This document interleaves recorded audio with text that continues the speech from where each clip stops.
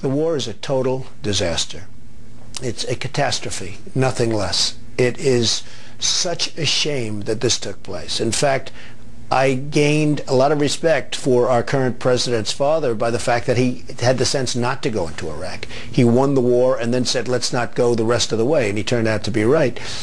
And Saddam Hussein, whether they like him or didn't like him, he hated terrorists. He'd shoot and kill terrorists. When terrorists came into this country, which he did control and he did dominate, he would kill terrorists. Now it's a breeding ground for terrorists. So, look, the war is a total catastrophe. Who do you blame? And they have a civil war going on. Who do you blame?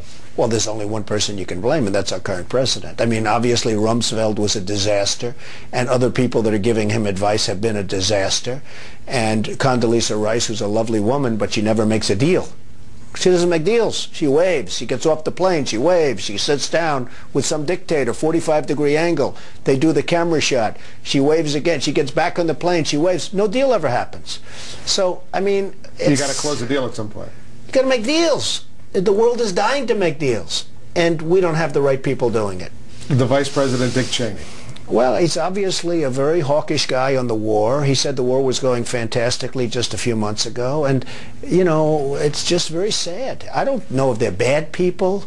I don't know what's going on. I just know that they got us into a mess, the likes of which this country has probably never seen. It's one of the great catastrophes of all time, and perhaps even worse, the rest of the world hates us. You go throughout Europe. I travel. I do deals all over the world. The Europeans hate us. You go to Germany. You go to England. You go to places that, you know, we didn't have problems with. They all hate the Americans because of what's happened.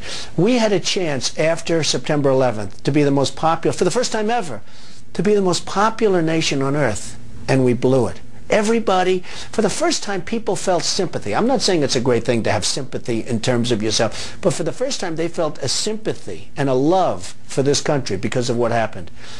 And we blew it. How does the United States get out of this situation? Is there a way out of it? You know how they get out? They get out. That's how they get out. Declare victory and leave. Because I'll tell you, this country is just going to get further bogged down. They're in a civil war over there, Wolf. There's nothing that we're going to be able to do with a civil war.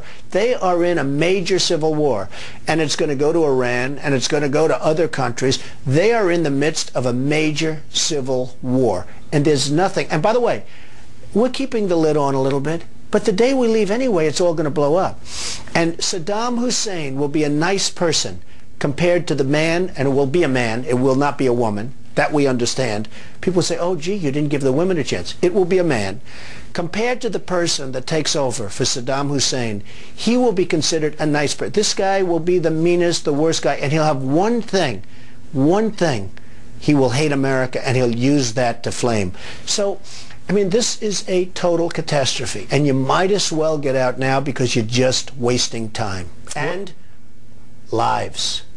You know, nobody talks about the soldiers that are coming back with no arms and no legs. And I saw at Mar-a-Lago on Mondays, I make Mar-a-Lago my club that you know about. In Palm Beach. I make that twice now. On a Monday, I let returning Iraqi injured soldiers come to the premises.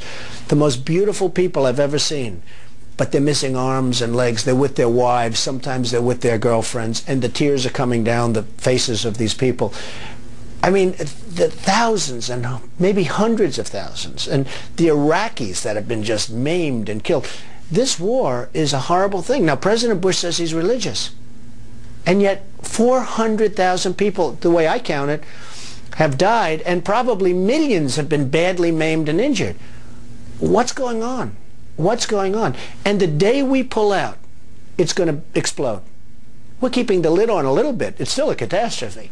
But the day we pull out, because they're in a civil war, whether we want to admit it or not, they're in a civil war. What do you think of some of these scandals that are unfolding in Washington right now? As we speak, the Attorney General is under fire, Alberto Gonzales. What do you make of this as an executive trying to watch an administration? Look, everything in Washington has been a lie. Weapons of mass destruction was a total lie. It was a way of attacking Iraq, which he thought was going to be easy, and it turned out to be the exact opposite of easy. He reads 60 books a year. He reads a book a week. Do you think the president reads a book a week? I don't think so. He doesn't watch television. Now, one thing I know is that when I'm on television, I watch, or I try. Because you do. Your own ego says, let's watch. Let's see whether it's good or bad. You want to watch, right? He doesn't watch television. So he's on television being interviewed by you or somebody else. He doesn't watch. Does anybody really believe that? Now they're doing this whole scandal with the U.S. attorneys. Now they're finding emails. And it's proven to be a lie. Everything's a lie. It's all a big lie. We will make America great again.